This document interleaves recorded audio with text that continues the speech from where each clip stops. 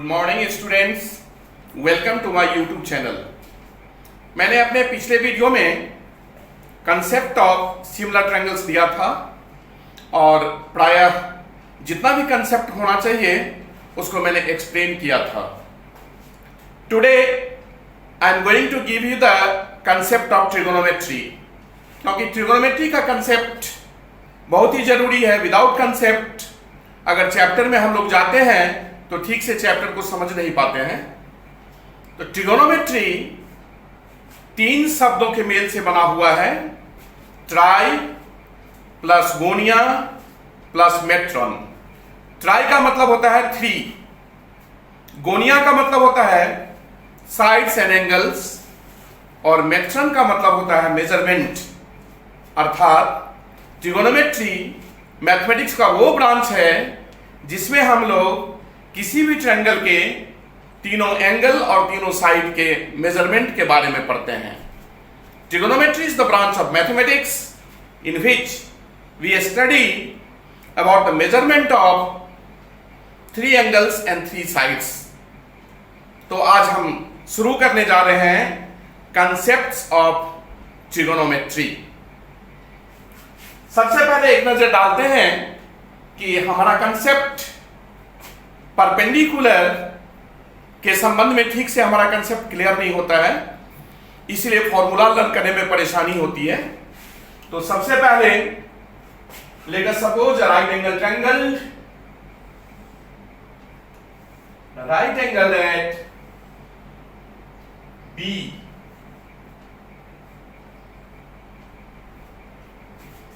and angle A and angle C are acute angles। क्योंकि किसी भी राइट एंगल ट्रायंगल में अगर एक एंगल 90 होगा तो remaining both the angles will be acute, क्योंकि दोनों का प्लस 90 होगा, दोनों अलग अलग एक्यूट एंगल्स होगा।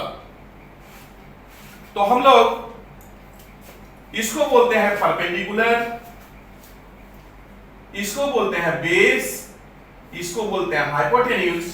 अभी तक का जो कंसेप्ट है अकॉर्डिंग टू दैट कंसेप्ट। लेकिन A B and B C are mutually perpendicular to each other, तो हम लोग बी सी को भी परपेंडिकुलर ले सकते हैं। बी सी परपेंडिकुलर, अगर ट्रायंगल को रोटेट कर दिया जाए तो बी सी हो जाएगा परपेंडिकुलर, और ये ए बी है परपेंडिकुलर, ये हो जाएगा बेस। और hypotenuse always opposite to the right angle, angle B is right angle, so AC hypotenuse होगा, वो चेंज नहीं हो सकता है। The side opposite to right angle is called hypotenuse. The hypotenuse is the longest side.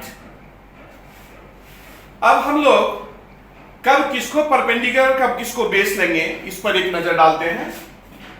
Late us suppose that angle C is theta, theta is a Greek alphabet, the side opposite to the angle is called perpendicular। Angle C के लिए AB हो गया perpendicular, BC हो गया base, और AC हो गया hypotenuse. Perpendicular, base and hypotenuse. लेकिन यदि हम लोग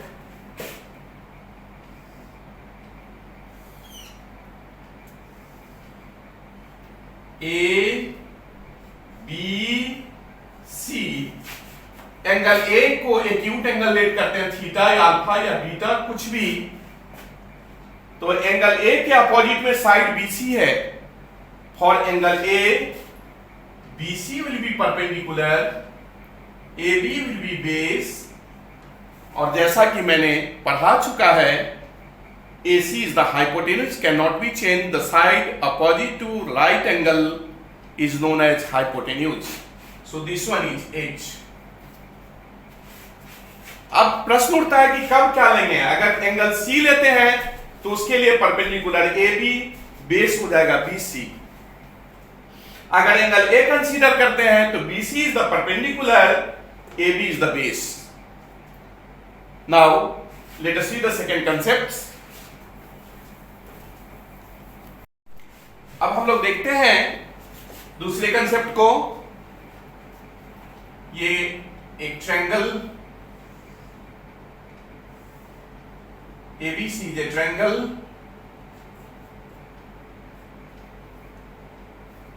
right angle that B, and let us suppose that angle C is theta. Now जैसा कि पढ़ा चुके हैं, एंगल C के लिए AB परपेंडिकुलर, BC बेस और ये हाइपोटेन्यूज। अब ratio between perpendicular and hypotenuse, second ratio होगा between perpendicular and base, and the ratio between base and hypotenuse. ये तीन रेशियो होगा, रिमेनिंग तीन रेशियो इसका रेसिप्रोकल उल्टा कर देंगे। तो 3 और 3, 3 plus 3 6 total. There are 6 trigonometrical ratios. Now the ratio between perpendicular and hypotenuse is called sine. तो लिखेंगे SINE साइन, लेकिन सब में लेंगे इसको साइन, SIN साइन। ये एंगल अगर थीटा है तो साइन थीटा, ये एंगल अगर बीटा है तो साइन बीटा, ये एंगल अगर 30 है तो sine 30, equal to P/H। The ratio between perpendicular and hypotenuse is known as SINE sine, लेकिन सम बनाते समय लिखेंगे SIN साइन, एंगल थीटा तो sine theta. Now the ratio between base and hypotenuse is known as cosine.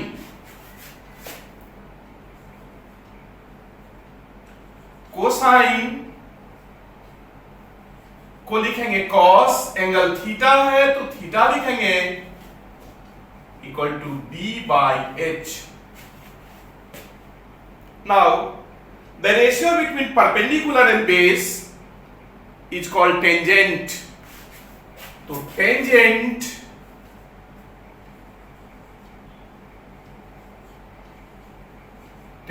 को लिखेंगे tan, angle theta है तो tan theta equal to P/B। These are 3 primary ratios. अब इन रेशियो का रेसिप्रोकल करेंगे तो रिमेनिंग 3 रेशियोज और बनेगा। The reciprocal of sine is known as cosec, the reciprocal of cos is known as sec, second, second से sec लेंगे, and the reciprocal of tangent that is the reciprocal of tan is cotangent, उसको लेंगे cot. तो हम लोग लेते हैं अब इसका रेसिप्रोकल। डायग्राम को 1 मिनट के लिए रब करते हैं हम।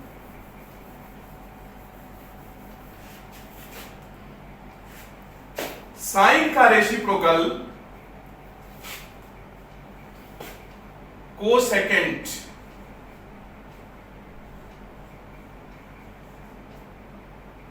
और इसको लिखेंगे कोसेक।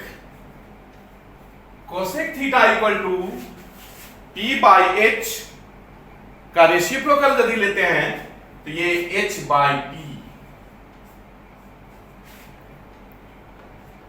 कोसाइन कॉस, तो कोसाइन का रेसिप्रोकल सेकेंड, और सेकेंड को सम बनाते समय सेक कंसीडर करेंगे। सेक थीटा इक्वल टू ये B/H है, ये हो जाएगा H/B। And the reciprocal of tangent is cotangent, और सम बनाते समय लिखेंगे कॉट, एंगल थीटा तो cot theta equal to B/P। Once again, the ratio between perpendicular and hypotenuse is sine, angle theta then sine theta. The ratio between base and hypotenuse is cosine, can be written as cos, angle is theta then cos theta. the ratio between perpendicular and base is tan, and this can be written as tan angle is theta, then tan theta. Remaining three are the reciprocals.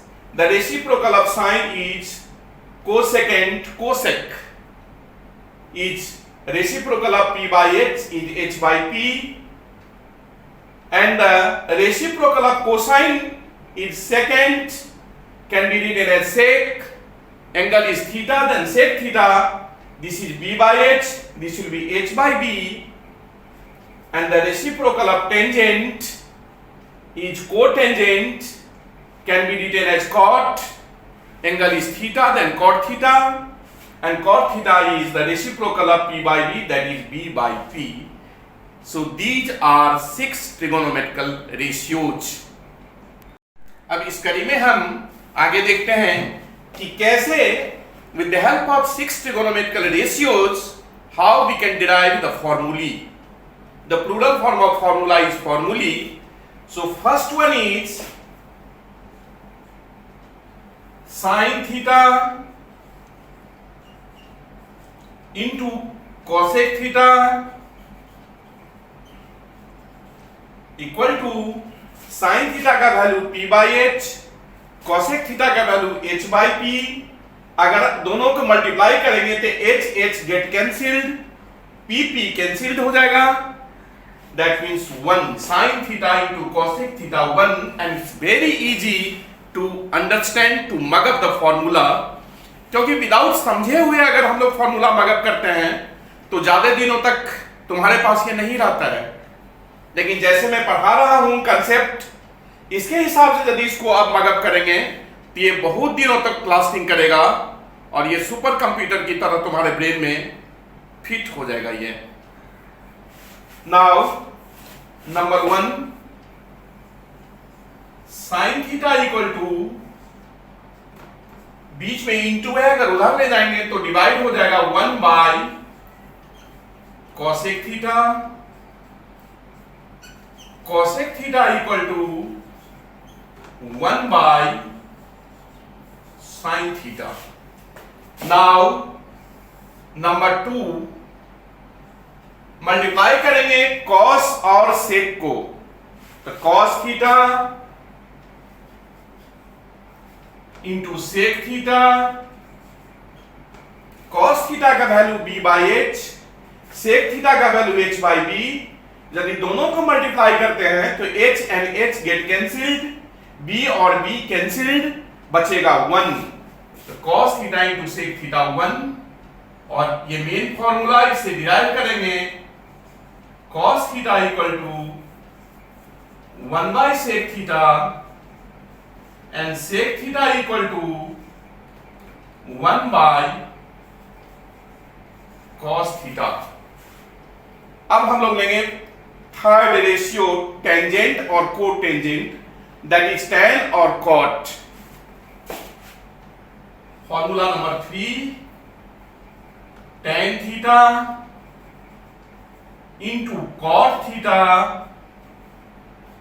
tan theta का value p by b, जैसा कि हम लोग जानते हैं. अब cot theta का value b by p, दोनों को मल्टीप्लाई करते हैं तो b b get cancelled, p p get cancelled, remaining is 1.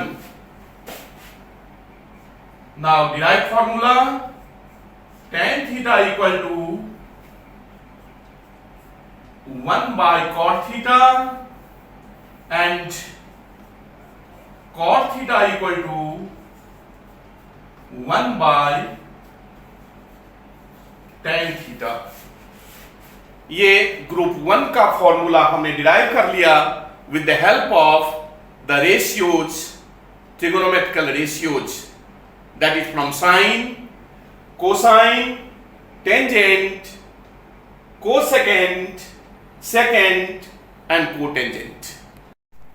अब हम लोग देखते हैं कि ट्रिगोनोमेट्री हमारे लिए बिल्कुल नई चीज है, क्योंकि इससे पहले हम लोगों ने पढ़ा, अरिथमेटिक पढ़ा है, ज्योमेट्री के बारे में पढ़ा है, अलजेब्रा के बारे में पढ़ा है. सेकेंडरी लेवल में सीबीएसई में ट्रिगोनोमेट्री शुरू होता है क्लास 10 से, तो हमारे लिए ये क्वाइट न्यू है. लेकिन घबराने की बात नहीं है. ये जो sine, cosine, tangent, cosecant, secant and cotangent अब हमारे लिए नई चीज नहीं है। We are familiar with this ratios. और अगर sine theta equal P by H, cos theta equal to B by H, tan theta equal to P by B, cosec theta equal to H by P, sec theta equal to H by B, cot theta equal to B by P, learn यदि नहीं होता है तो एक हम rhyme देते हैं। On the basis of that we can learn the trigonometrical ratios very easily. Some people have curly black hair which turns into permanent blue. Some का मतलब हो गया sine. People have P by H. कर्ली का हो गया cos, curly से cos ले लेंगे। Black hair B by H. Turns into permanent blue. Permanent turns का मतलब tan, permanent हो गया P, ब्लू या ब्लैक जो भी कहेंगे हो गया बी। ये तीन रेशियोज हम लोग some people have curly black hair या curly brown hair which turns into permanent black या ब्लू। तो ये तीन रेशियोज हम लोग डिराइव कर लिए। बाद बाकी तीन इसका reciprocal, cosec, sec and cot, ये रेसिप्रोकल। ट्रिगोनोमेट्री देखने में लग रहा हार्ड, लेकिन अगर तुम मेरे साथ फ्रॉम द वेरी बिगिनिंग से चलोगे तो ये हार्ड नहीं है, बिल्कुल इजी है। इसमें मुझे एक रहमान कवि का दोहा याद आ रहा है। मैंने पढ़ा था क्लास 7 या क्लास 8 में, करत करत अभ्यास के जरमत होत सुजान, रसरी आवत जातते सिल पर परत निशान। कहने का तात्पर्य कि करत करत अभ्यास के, अभ्यास करने से, प्रैक्टिस करने से जरमत होत सुजान। जरमत का मतलब जो मंद बुद्धि के भी लोग हैं, जो कम पढ़े लिखे लोग हैं, अगर वो भी प्रैक्टिस करते हैं, अभ्यास करते हैं, तो सुजान का मतलब वो पंडित हो जाते हैं। अभ्यास करते करते हमारे पास अगर वो कैपेसिटी नहीं भी है, फिर भी बार बार उसको रिपीटेडली अभ्यास करते हैं हम लोग, तो जरमत होत सुजान। जो कम बुद्धि के लोग हैं वो भी पंडित हो जाते हैं। इसके लिए क्या दृष्टांत दिया है कि रसरी आवत जातते सिल पर परत निशान। पहले के समय में जब साइंस हमारा डेवलप नहीं हुआ था तो कुआं से हम लोग पानी भरते थे रस्सी और बाल्टी के हेल्प से, और रस्सी जब सीमेंटेड पत्थर पर आने जाने से पड़ता था उस पर निशान पड़ जाता था। तो यदि रस्सी का निशान पत्थर पर पड़ जाता है तो हमारे दिमाग में क्यों नहीं पड़ेगा। इसलिए एक दोहा मुझे रहमान कवि का बहुत पसंद आया, करत करत अभ्यास के जरमत होत सुजान, रसरी आवत जातते सिल पर परत निशान। इसको नेक्स्ट वीडियो में मैं इसको कंटिन्यू करूंगा। मेरा नेक्स्ट वीडियो देखना ना भूलेंगे, और यदि ये वीडियो पसंद आया हो तो उसे लाइक करेंगे, शेयर करेंगे और सब्सक्राइब करेंगे। धन्यवाद।